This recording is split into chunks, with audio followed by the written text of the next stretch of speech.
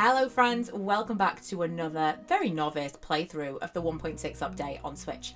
I do just want to remind you before you go into this that this is not a perfection run at all. This is just someone playing through the new version of this game that they absolutely love but don't really know all about. So this is not a how-to, it's just a watch this while you're playing possible entertainment video. I will also put all of these together as a first year if you want to see them all together, but this is winter. This is my first winter playing 1.6, the highs, the lows, the what I wish I'd done, and yeah, I hope you enjoy. Day one of winter starts with a lot of foraging and cleaning up on the farm. I also finally saw the little spooky figure who we'll get to later on. I then went to the community centre to complete the foraging bundle for winter, which actually repaired the bridge. That was the final piece of the puzzle. And it meant that the playroom was restored by the Junimo? Junimo, right? I always love this little scene. It's cute when it's like, oh, beautiful, everything's been restored.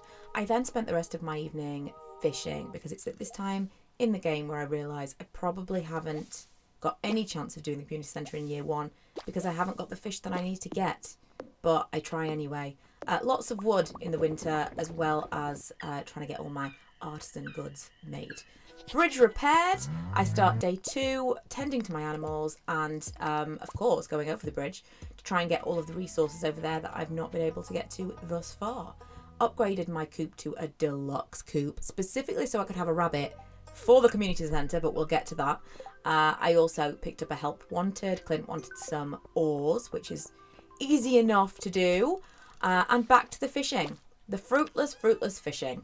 On day 4, I completed the field research bundle and I made a start on the vault bundles, which honestly I'd forgotten all about. They're easy, that you just pay money. So I'm going to be doing more of those as soon as possible. I also took some more stuff to Clint. I had so many things to be broken into and I absolutely love these mystery boxes that you get. I donated some stuff to the museum and collected the only decent rewards, honestly. For the most part, I hate the rewards from the museum. They're pointless. And went back to fishing, although I did complete a biome quest fishing, which was pretty good. It made it less pointless. The biome balance quest, because 1500 gold, I'll take it. I then got the cutscene with Shane, which is pretty sad, isn't it?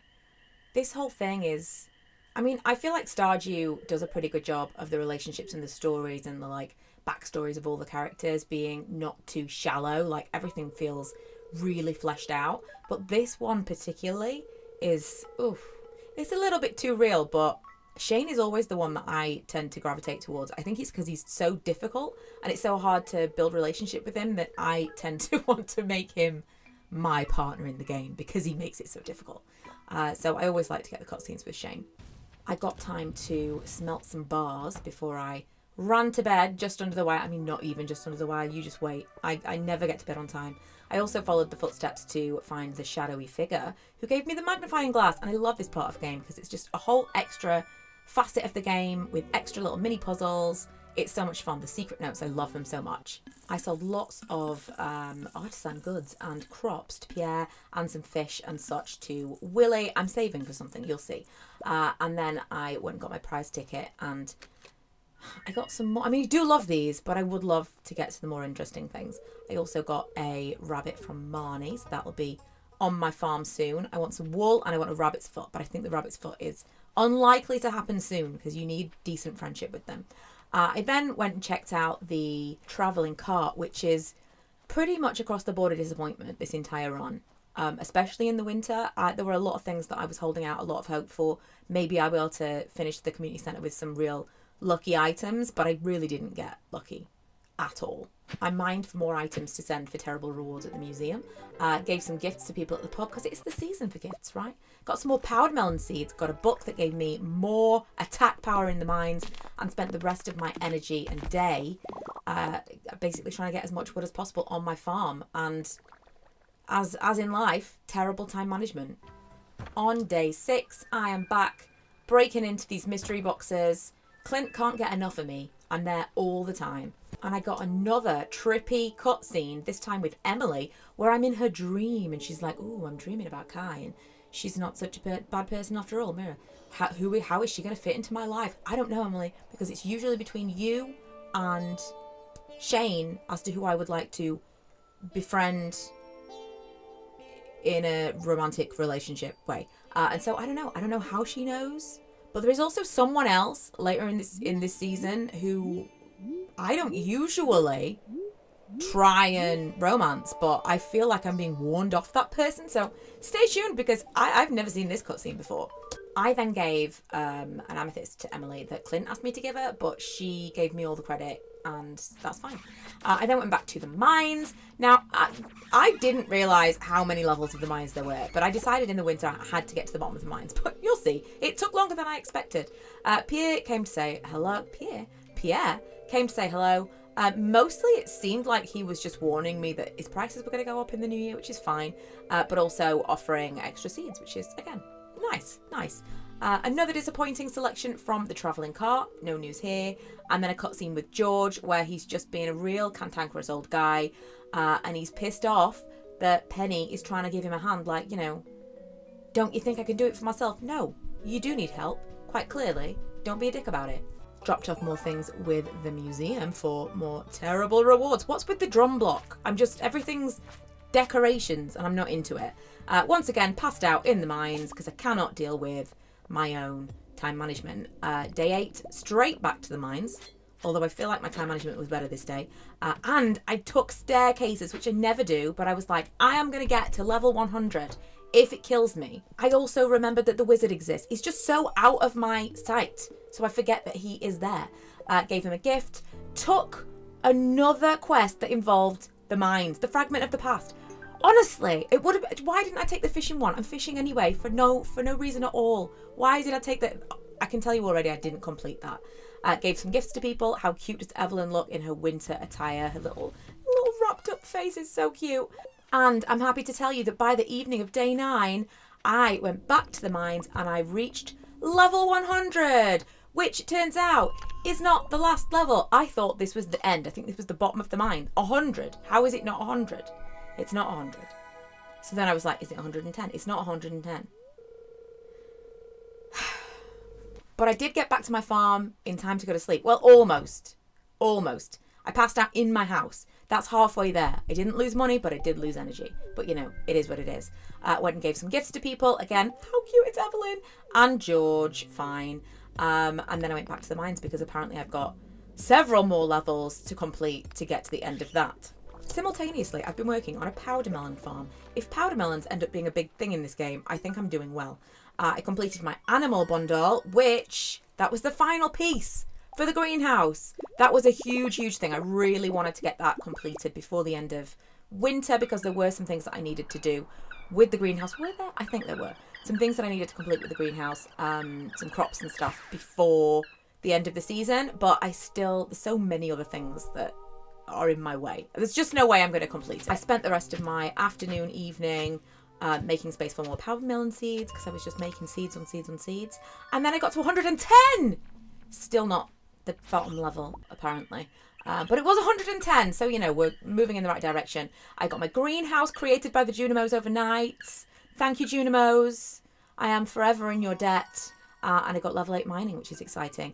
Rasmodius the wizard had to send me a letter this time to remind me he existed. He wanted a void essence, which I happened to have, so I went and took it to him immediately.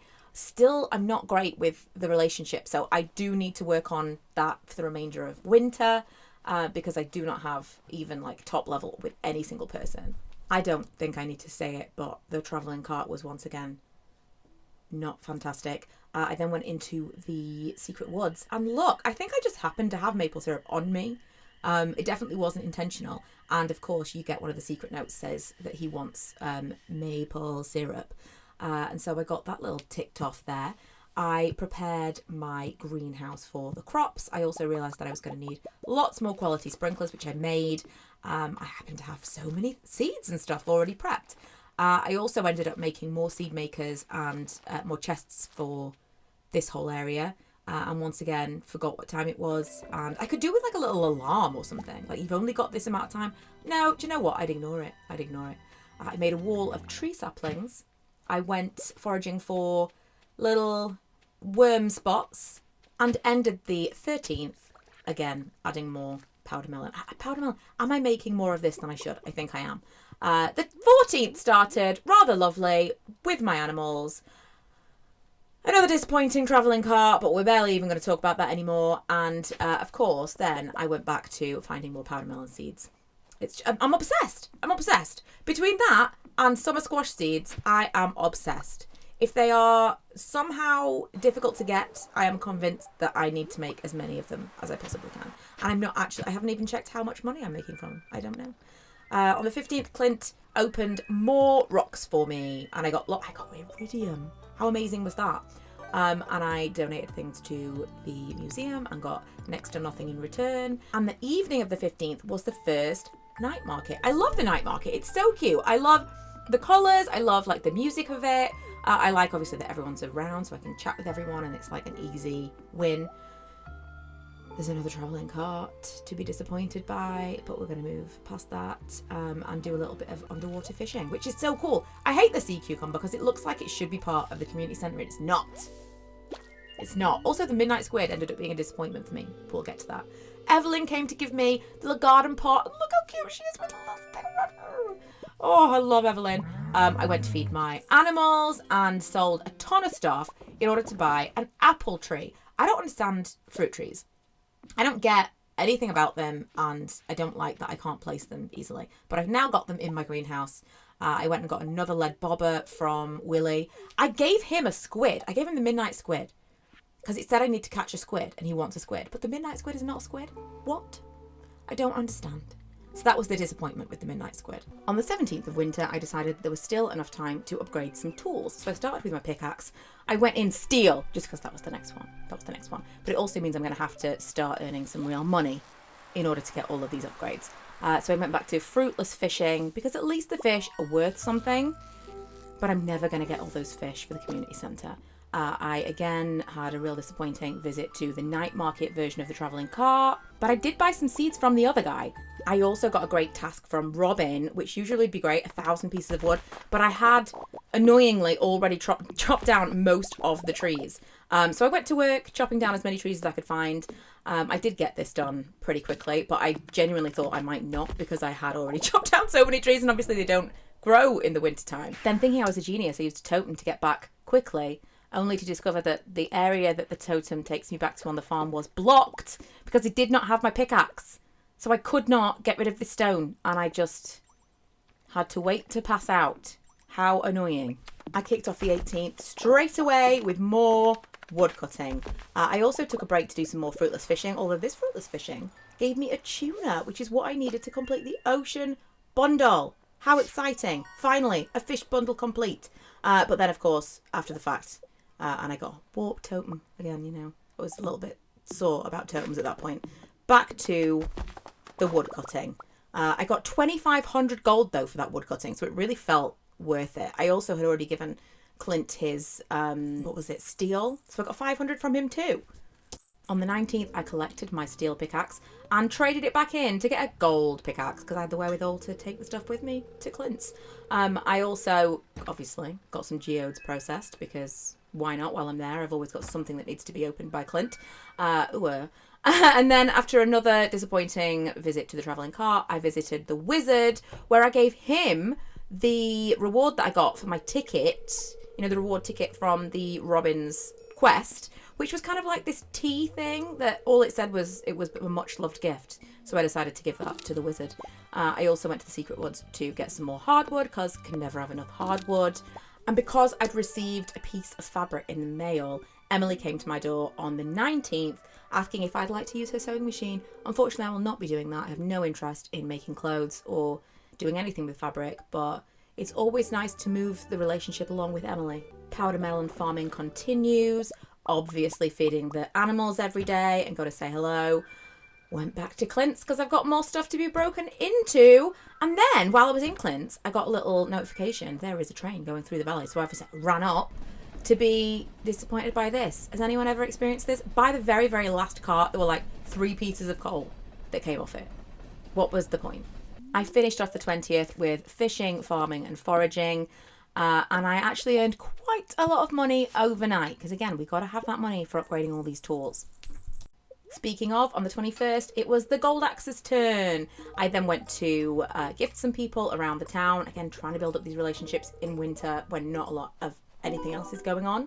I also brought Robin some wood, which she actually requested. And then I took to the mines. My Gold Axe was understandably considerably better, more powerful than my Copper Axe had been. And on the 22nd, I even managed to finally get rid of that massive alien thing that had been on my farm, and there was loads of iridium inside it. That was quite exciting. On the 22nd, I also finally got down to level 120, which is the actual bottom of the mines, giving me the skull key, but also just finally getting that off my plate, getting that quest gone. On the 23rd, look at me go. This is like next level. Is this going to be important? I don't know, but powder melons are my thing. Also summer squash. Anything that I can't buy from, like a seed from Pierre, I feel like I need to make as many of it as possible. After selling some things at Pierre's, I went and gifted things around the town again. Again, it is the season of giving, right? And then I went and checked out the board and accepted a Gus famous omelette quest. Now, I already had all of the eggs, so I was like, yeah, that's easy, done. But it turned out not so much because you have to gather 24 eggs in real time. So fine.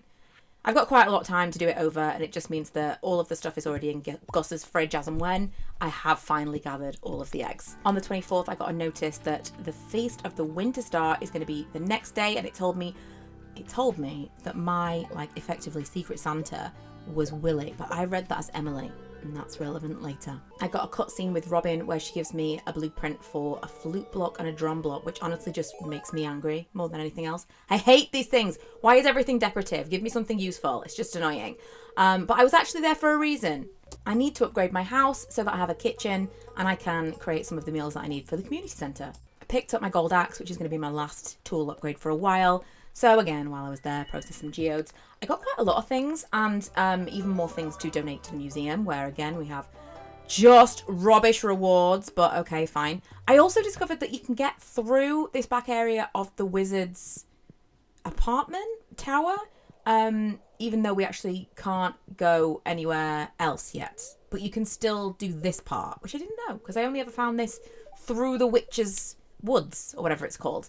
So that's interesting. The 25th is the Feast of the Winter Star. There I am with my gift for apparently Willie. Yeah, that's why I had an amethyst, because that would have been Emily's favourite gift. So instead I gave him some chocolate cake that I happen to have on my person. I didn't feel too bad though, because then my Secret Santa, let's see what she gave me, shall we? Jazz, she picked this up on the beach last summer. Could have been anything. Could have been a nice shell. It was one single piece of clay. Never been so underwhelmed on Christmas Day.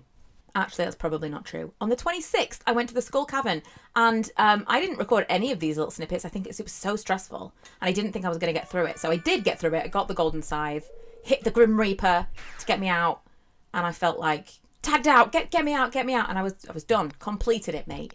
I spent the rest of my energy mining for ore and things in the, is this called the quarry? I believe that it is, before heading home, where I chopped down the last of my trees. These were the ones that I had tappers on, because I have a plan for trees. On the 27th, I had a kitchen, so I decided to make a fried egg, which I did not take immediately to the community centre, and I can't explain why, but I didn't.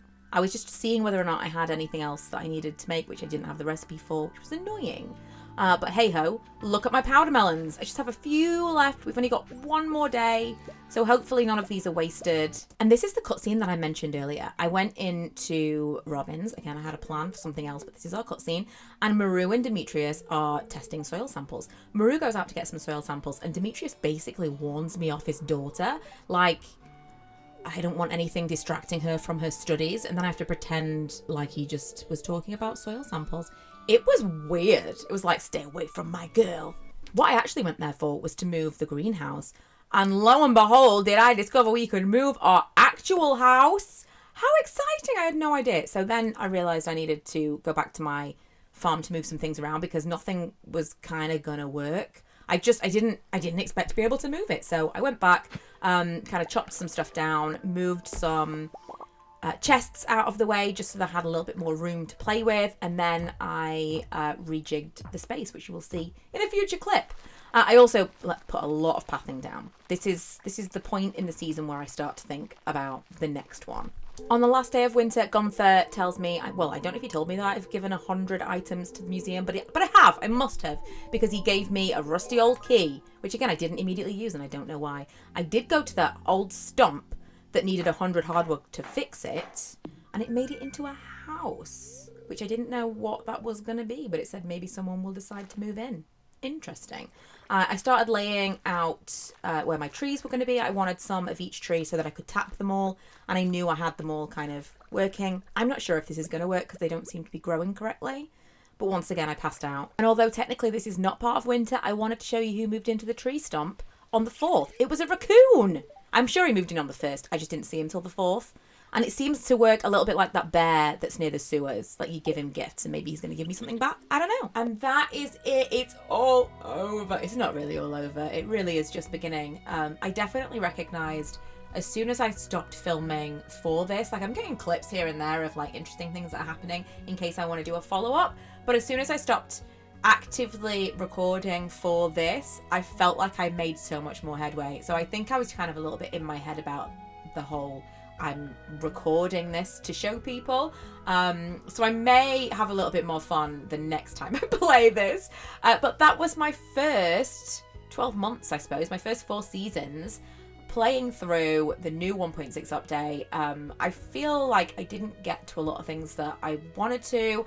I feel like there were a lot of cutscenes that I missed out on. So as I find new things in the game, I will record them and I'll maybe come back to you later on. But hopefully this was interesting or entertaining, even though I didn't feel like I was giving anyone any additional information. It was just very much this is my experience and this is a little bit of fun, so hopefully you took it that way. As I said at the beginning, I will put all of these together so that you can watch it as one long year if you wish. And let me know if you'd like to see more Stardew Valley content, if you'd like to see more kind of narrated stuff like this, or more actual Let's Play, or some kind of like real basic tips for those of you who are just playing this game now.